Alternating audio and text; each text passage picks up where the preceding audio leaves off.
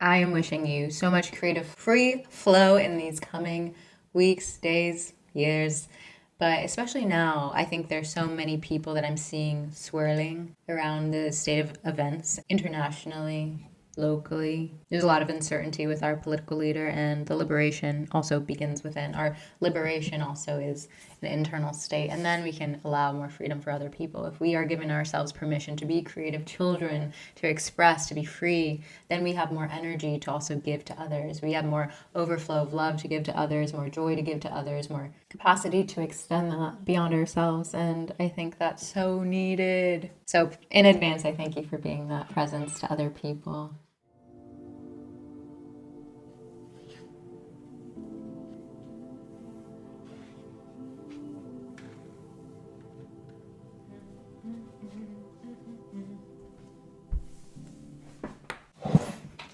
Hey, you, I'm Anissa. Welcome to Create to Liberate.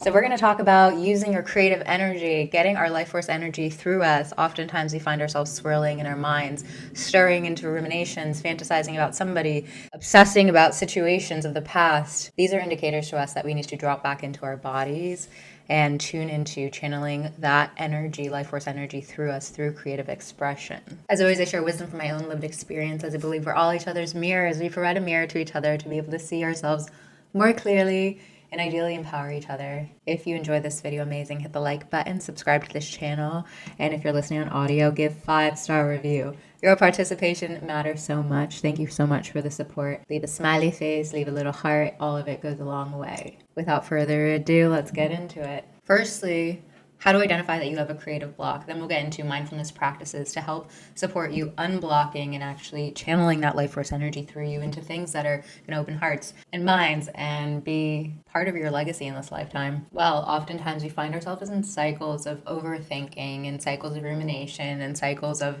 obsession or fantasizing and pulling our energy creatively out to things that don't matter, things that we cannot impact, worries, fears, etc. And this is a lot of life force energy that's wanting to ultimately move through us. When we think about emotion, that's energy in motion.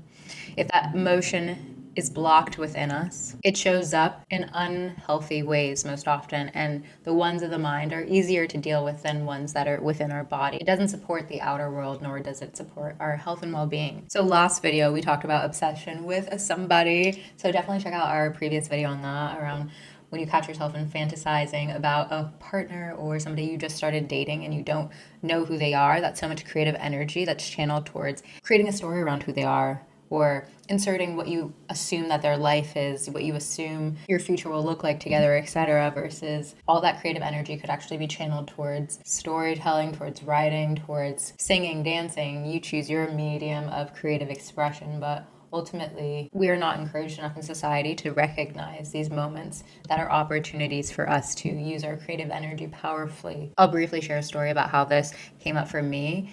I have been going through this cycle of taking creativity and trying to attach capitalism to it. So this is a issue of conditioning, right? I've been raised in the United States where your creative energy is something you begin viewing through the lens of how can I market this? How can I sell this? How can I build on this? How can I make this my public image? When sometimes creativity can just be enjoyable, can just be freeing. And at its best, it allows us to do that. It allows us to feel liberated. And sometimes when we put so much pressure on doing things for money or doing things for outer external recognition, it drains the joy out of it, and we need to bring ourselves back to a state of doing things creatively just for ourselves, to feed our inner child, to nourish ourselves, nourish the joy and inspiration within us. I've been working on picking up more things just for pleasure, just for fun that are creative, because creating video content is fun and creative, but it is also public. I put down acting as my career, and so now it has been a number of times that this creative energy has bubbled in me. And I do my morning pages and I do certain things, but I couldn't identify where to place this creative energy as I was feeling like a stirring and a restlessness. And then I remembered, and also received through my tarot, that I needed to return to the child in me. And lately I've gone to a few singing groups or choirs, and I've loved it. It's been so cathartic to sing and open up my voice, open up our throat chakra, allow our expression, but also to be in community with other people who are singing. And when you're singing, you're just so dropped in, you're so present.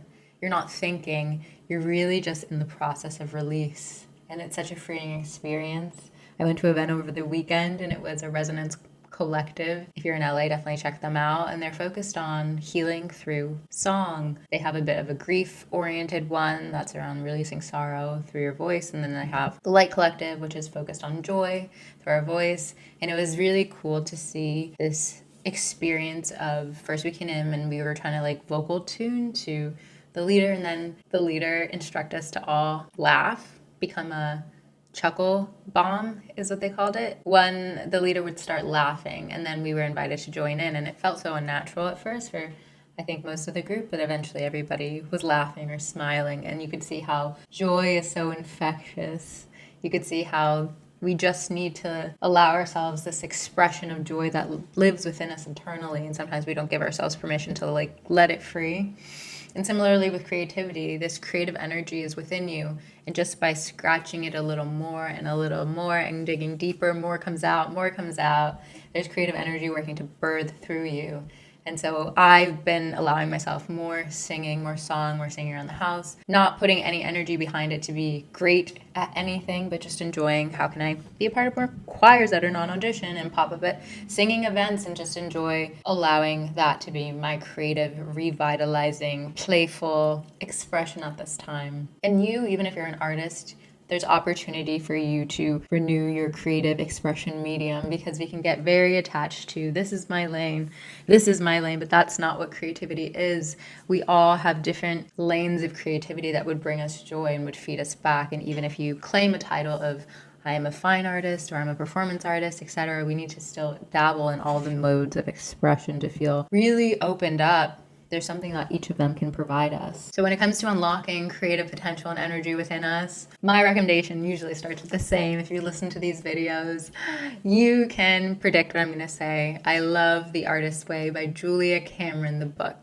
It is a great one to begin opening your curiosity again, your creativity again within yourself. She recommends morning pages, which is a daily practice of waking up in the morning and writing for up to 20 minutes. Free flow of thoughts, of expression, of unfiltered self to come through.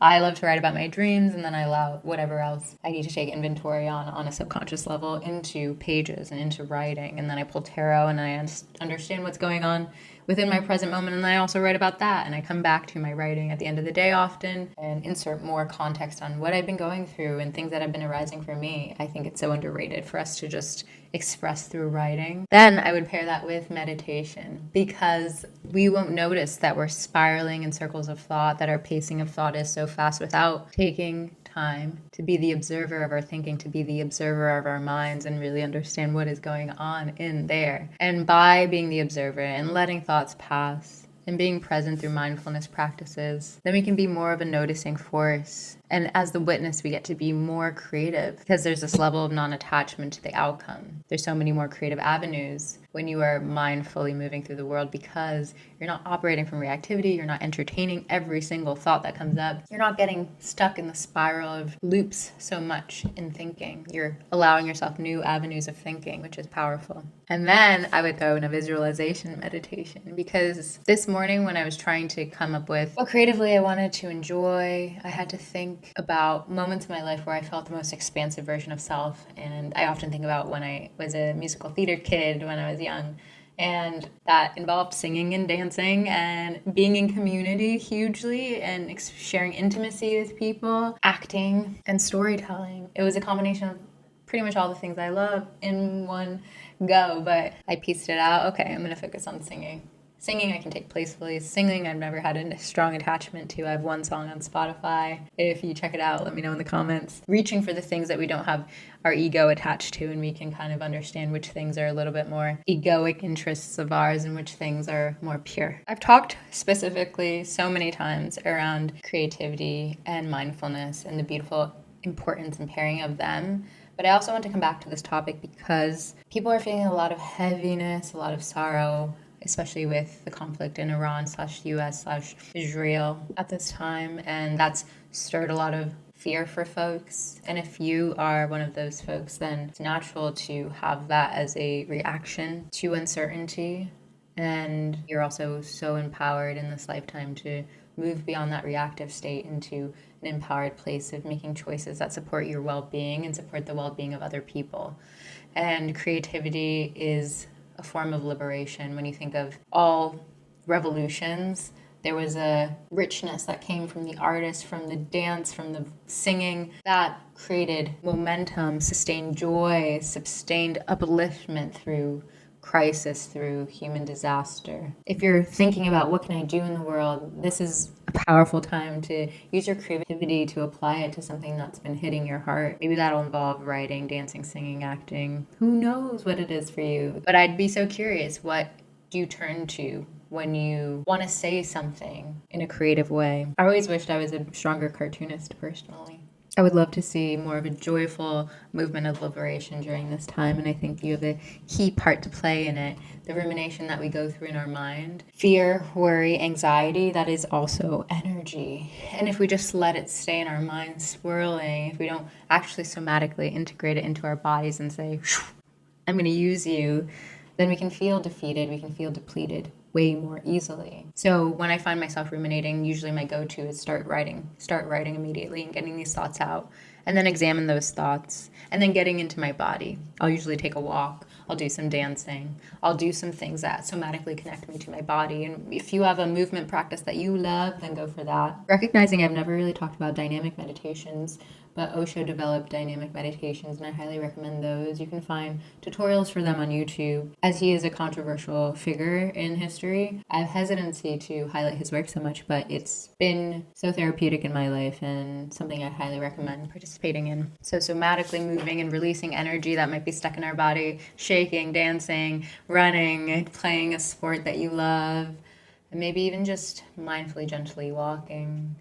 And then after that, then we get into our creative ritual, whatever it'll be. Though I no longer see TikTok as the best place to channel your creativity and legacy, I do see it as an incredible place for an inspirational mood board. So sometimes I'll go on there, it's almost like Pinterest, and I'll see what things spark creativity in me, spark inspiration in me, allow me some space for reflection and contemplation, and then I'll take space from the app because it is so addictive, and I'll just tune into what that was and then take action from that place. If you enjoyed this video, hit the like button, subscribe to this channel, and if you're listening on audio, give that 5-star review. I sent out a little poll around what kind of content you all want to see going forward. If you saw the poll, then give your vote. If you did not, just let me know what kind of content you're interested in seeing from me in the comments. I've been enjoying speaking on what I've been speaking on.